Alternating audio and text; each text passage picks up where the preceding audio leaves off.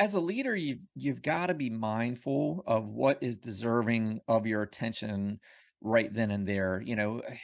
If you let it, it can always be a firefight all day long where you're just putting out this fire and that fire, and that can, as a leader, wear you out if you let it happen. And so, you've got to be mindful about when people bring you situations.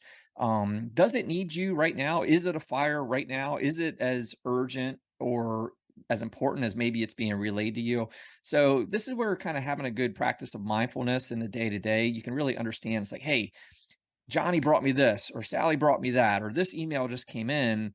Do you really need to jump on every single thing that's coming in? Chances are not. And so you can use a number of different strategies, whether it's time boxing for those types of things or whatever, but you really got to be conscious of it, right? You don't want to be in firefighting mode every single day. You've got to be able to identify that, yes, this needs my attention right now because of the severity, because of the impact, or this is just someone else's priority, but for me it's not impacting our big goals, my big goals, or whatever. And you can compartmentalize appropriately. Now, I'm not saying ignore them. You still have to give attention to these things, but you don't need the tail wagging the dog, and you can't get anything meaningful done because you're just constantly getting sucked into all this little stuff.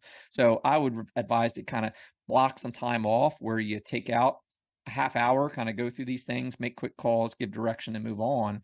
But don't let these things kind of chop your day up into a thousand little pieces, being